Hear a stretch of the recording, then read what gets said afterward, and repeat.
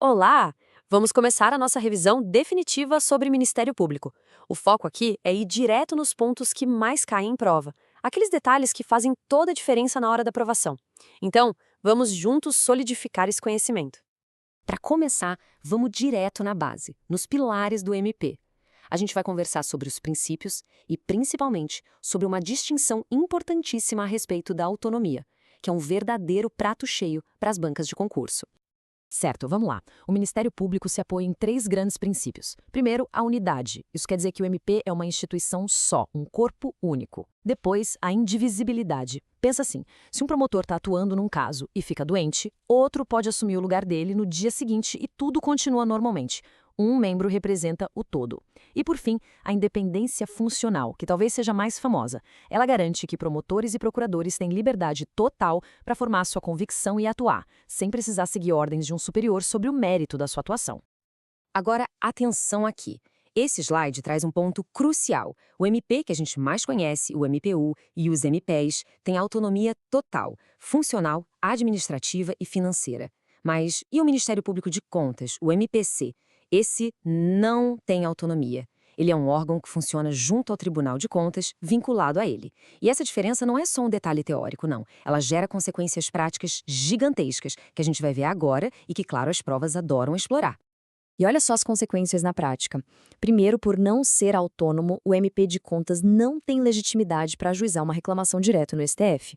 Segundo, a escolha do seu chefe é diferente. Não tem a obrigatoriedade da lista tríplice, o que dá ao chefe do executivo, como o governador, uma liberdade de escolha que não existe no MP comum. E por último, um membro do MPE não pode simplesmente ir lá e substituir um colega do MP de Contas. São mundos separados nesse aspecto. Cada um desses itens é uma questão de prova em potencial. Muito bem, agora que a gente entendeu os fundamentos, vamos mergulhar na organização do MP. Como ele se estrutura e, o mais importante, quais são as diferenças gritantes entre a chefia no nível federal e nos estados. A estrutura é basicamente dividida em dois grandes blocos. De um lado, o Ministério Público da União, o MPU, que é um gigante com 4 braços: o MP Federal, o MP do Trabalho, o MP Militar e o MP do Distrito Federal e Territórios. Do outro lado, temos os Ministérios Públicos dos Estados, os MPEs, um em cada estado. Essa tabela aqui é ouro puro, material de revisão obrigatório. Vamos comparar o chefe do MPU, o PGR, com o chefe do MPE, o PGJ. Quem escolhe? O PGR é escolhido pelo presidente da República, o PGJ pelo governador. Lista tríplice, para o PGR é facultativa, uma mera sugestão, já para o PGJ é obrigatória. Sabatina no Senado? Sim, o PGR passa por ela. Se alguma lei estadual prevê sabatina para o PGJ, é inconstitucional. E a recondução? O PGR pode ser reconduzido várias vezes sucessivamente. O PGJ só pode ser reconduzido uma única vez. Muitos detalhes, muita chance de cair em prova. E se acontecer uma briga? Um promotor de justiça estadual e um procurador da República acham, ambos, que devem cuidar do mesmo caso. Quem decide? Isso é o chamado conflito de atribuições. O entendimento sobre isso já mudou, mas hoje está pacificado. Quem bate o martelo e decide com quem fica o caso é o Conselho Nacional do Ministério Público, o CNMP. Certo, entendemos a estrutura, agora vamos falar sobre as pessoas, sobre a carreira, quais são as garantias que protegem a atuação dos membros e quais são os requisitos para entrar, que tem algumas pegadinhas bem específicas. As garantias dos membros do MP são muito fortes, bem parecidas com as dos juízes. A vitalicidade que vem depois de 2 anos é uma super proteção. O membro só perde o cargo com uma sentença judicial definitiva. A inamovilidade impede que ele seja transferido de um lugar para o outro como forma de punição, a não ser que haja um motivo de interesse público muito forte. E, claro, a irredutibilidade de subsídio, que protege o salário contra reduções.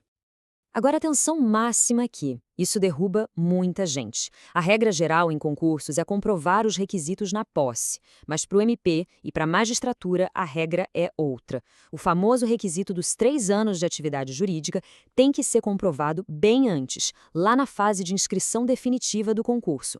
É um detalhe que pode eliminar um candidato desatento. E ainda sobre esses 3 anos, olha que interessante. Tanto para a magistratura quanto para o MP, precisa dos 3 anos. Mas, para a magistratura, ter uma pós-graduação não conta como tempo de prática. Já para o Ministério Público, conta sim, e muito. Uma pós-graduação lato sensu pode contar como 1 ano, mestrado 2 e doutorado 3. Essa diferença é uma das pegadinhas mais clássicas entre as carreiras jurídicas.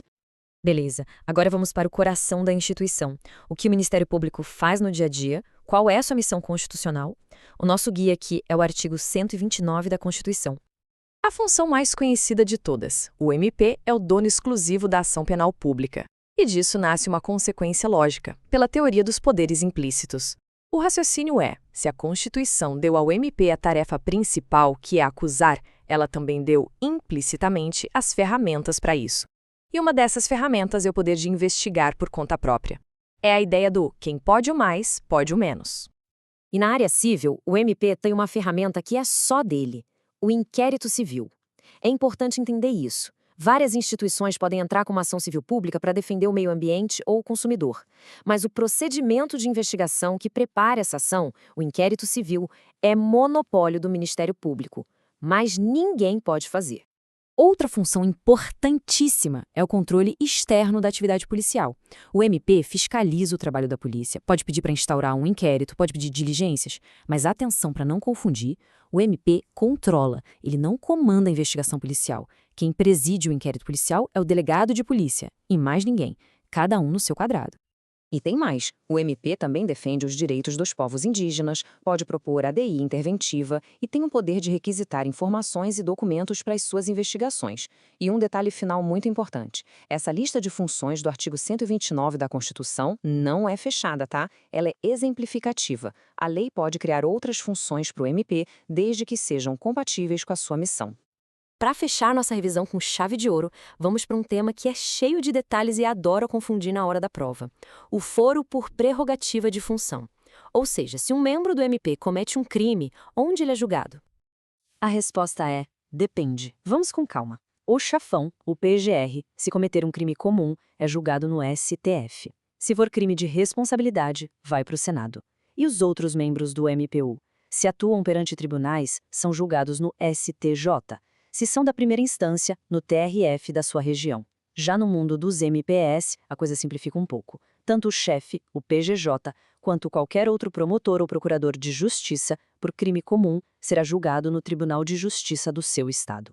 E assim a gente fecha os pontos mais críticos sobre o Ministério Público para concursos. A reflexão final agora é um convite para direcionar o estudo. Depois de tudo isso, qual desses assuntos ainda parece um pouco mais complicado? Onde é que a atenção precisa ser redobrada? Identificar isso é o segredo para otimizar o tempo e chegar na prova com tudo na ponta da língua. Bons estudos!